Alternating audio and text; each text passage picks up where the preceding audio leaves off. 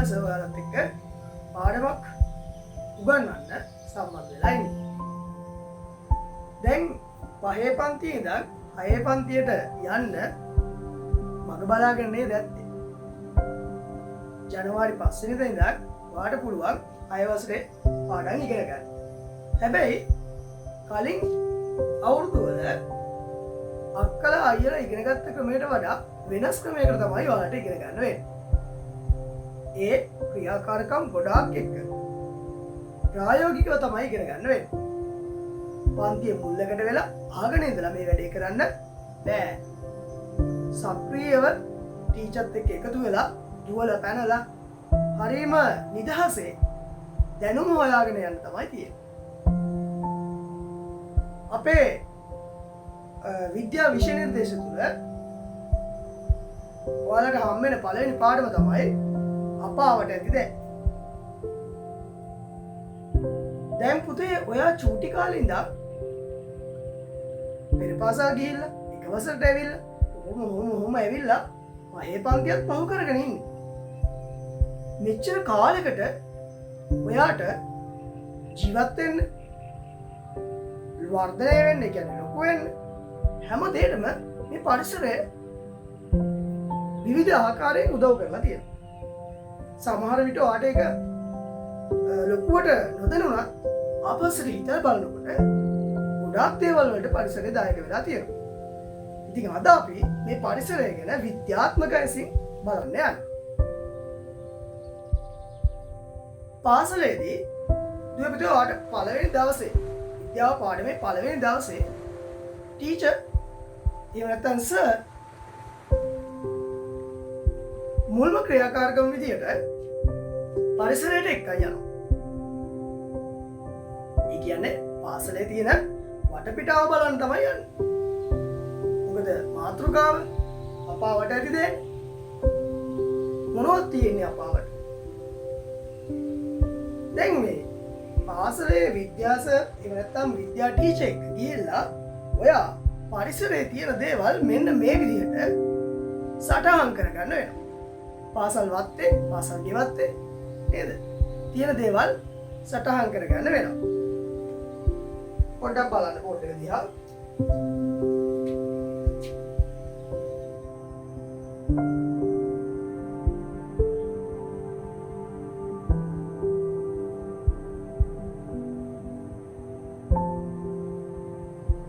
පරිසරයේ ඇති දේ. එක වර්ග තුනකට වෙන් කරනවා.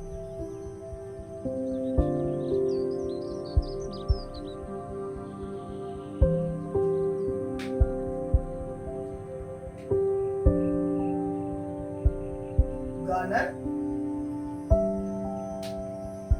වගේම ද්‍රව අනිත් වර්ගය වායු. පරිසරයේ තියෙන දේවල් වර්ග තුනයි ඝන ද්‍රව වායු.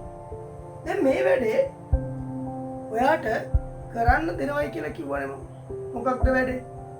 පාසල් වත්තට ගියා. පාසල් වත්ත හොඳට නිරීක්ෂණය කරා. නිරීක්ෂණය කරන්නේ කොහොමද? S2 විතරද? නෑ. නිරීක්ෂණය කරන්න පුළුවන් ස්ථාන 5ක් තියෙනවා. ඔයා මේ වෙනකොටත් දන්නවා ස්ථාන 5 මොනවද කියලා. ඇස, කන, නාසය, ඊළඟට දිව, සම. හැබැයි අපි පරිසරයට ගිහිල්ලා නිරීක්ෂණය කරනකොට දිව පාවිච්චි කරන්නේ නැහැ. දිව පාවිච්චි කරන්නේ නැහැ. මතක තියාගන්න. පරිසරයේ තියෙන කිසිම දෙයක් ඔයා දිවෙන් පරීක්ෂාවට ලක් කරන්නේ නැහැ. පරිසරය නිරීක්ෂණය කරලා ඝන ද්‍රව වායු විදිහට වර්ග කරන්න ඕනේ. වගේම මෙන්න මේ වර්ග තුනට දාගන්න බැරි දේවල් තිබ්බොත් ඒවා වෙනම ලියා ගන්න ඕනේ. මේ වර්ග තුනට දාන්න බැරි දේවල් වෙනම ලියා ගන්න ඕනේ. අමතර හඳුනාගත් දේ. අමතරව හඳුනාගත් දේවල් වෙනම ලියා ගන්නවා. හරි? මෙතන ඔයා ඝන ඊට පස්සේ ද්‍රව ඒ වගේම වායු. හරි. දැන් ප්‍රශ්නයක් ඇති නේද? මොනවද මේ ඝන? මොනවද මේ ද්‍රව? මොනවද මේ වායු? මේ ඝන ද්‍රව වායු කියන පරිසරයේ තියෙන ද්‍රව්‍ය ආකාර එහෙම නැත්නම් පදාර්ථ ආකාර තුන ගැනම ඔයාට විස්තරාත්මකව මේ පාඩමේදී කියලා දෙනවා. හැබැයි ඒ ඉදිරියට දැනට ඔයා පරිසරයේ තියෙන දේවල් හඳුනාගන්නේ ඔයාගේ අත්දැකීම් එක්ක. ඔයාගේ අත්දැකීම් තව ටිකක් පුළුල් කරන්න. ඔයාගේ අත්දැකීම් තව ටිකක් වර්ධනය කරන්න මම පොඩි උදව්වක් කරන්න යන්නේ. මල්ලක තියෙනවා පදාර්ථ වලට උදාහරණ කිහිපයක්. මේ උදාහරණ බලලා ඒ වගේ දේවල් වලට පුළුවන් හඳුනා ගන්න. මේ බලන්න. මේ මොකද්ද? මේ තියෙන්නේ විද්‍යාගාරයේ භාවිත කරන උපකරණ. ගොඩක් අය කලින් දැකලා ඇති.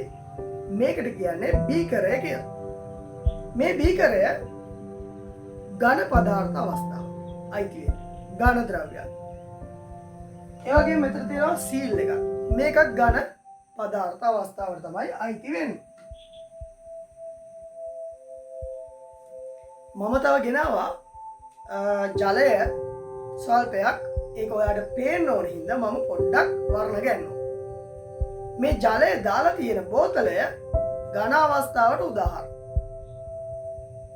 මේ ජලය ද්‍රව අවස්ථාව. බලන්න පොඩ්ඩක්. මේ බලන්න ද්‍රව අවස්ථාව. දැන් ඔයාලට අවබෝධ වෙන්නේ නැති වගේ අත්දැකීම් තව ටිකක් වර්ධනය වෙන්නේ නැති ද්‍රවයක් හඳුනා ගන්න විදිය ගැන. right.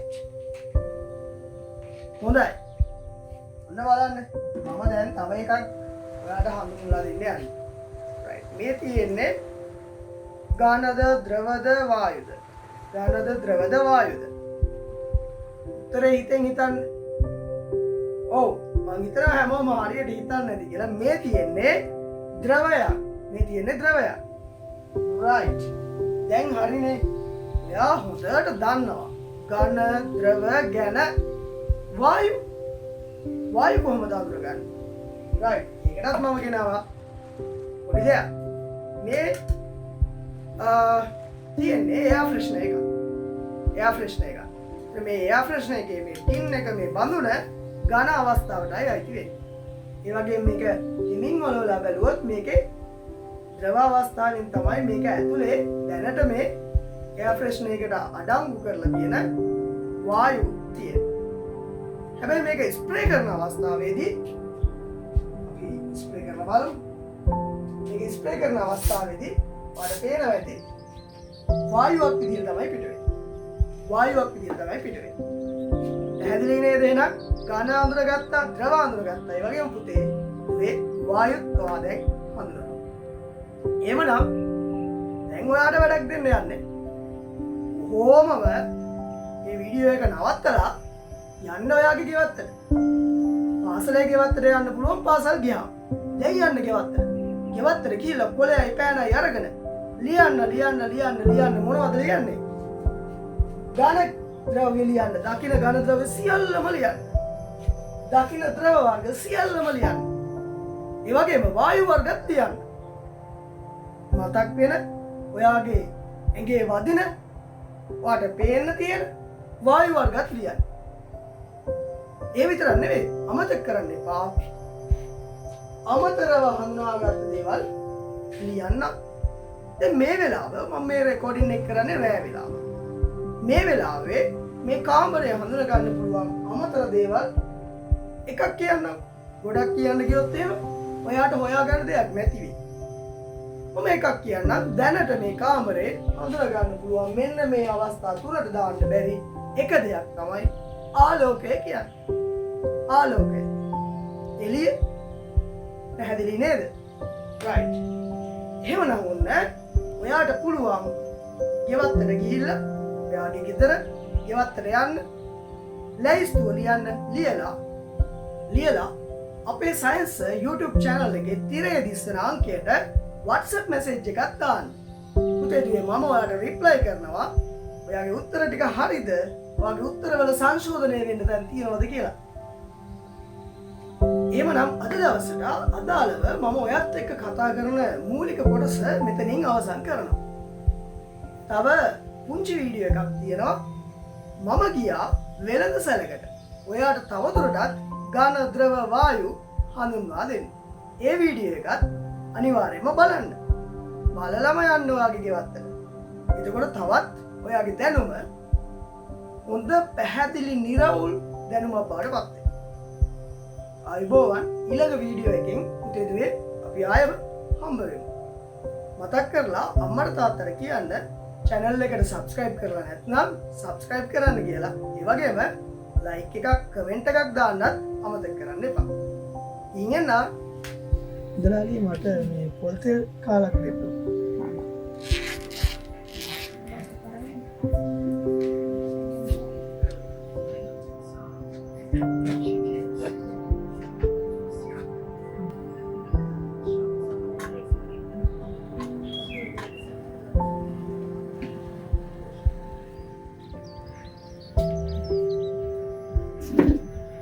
කීයද ගාන? 190.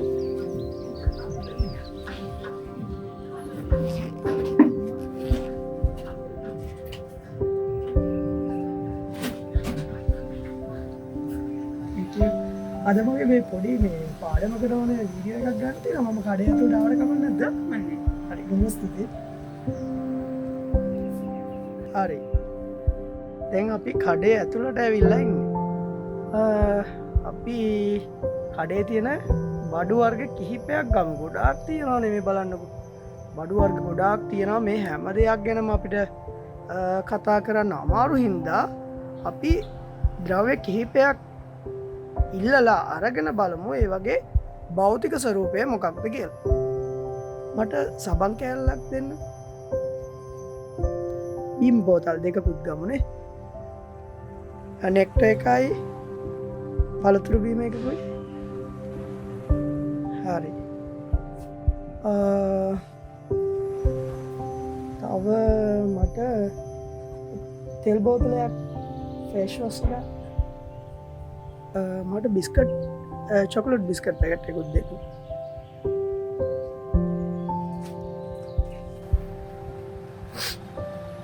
දැන් අපි කඩෙන් බඩු වර්ග කීපයක් ගත්තා. මෙතන තියෙනවා මේ පැණි බීම බෝතලයක්.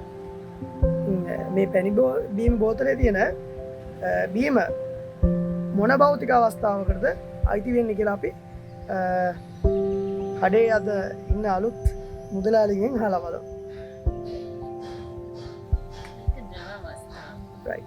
ඊළඟට මේ මගේ ළඟ තව තියෙනවා මේ ෆේස් වොෂ් බෝතල.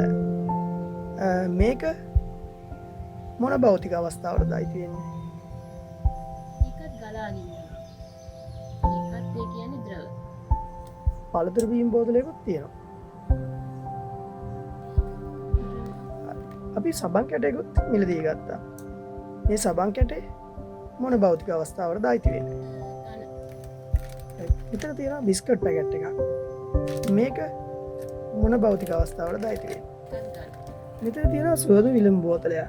මේ සුවඳ විලවුන් බෝතලේ තියෙන ගියරය නම් මට හිතෙන්නේ ද්‍රව අවස්ථාවේ. මේක ස්ප්‍රේ කරනකොට වායු අවස්ථාවට අයිති වෙන්නේ. පුතේ අපි මේ කඩේකට ආවා. කඩයක් ඇතුලේ ගොඩක් දේවල් තියෙනවා. ඝන, ද්‍රව, ඒ වගේම සමහර ඒවා කලාතුරකින් වායු අවස්ථාවේ තියෙනවා.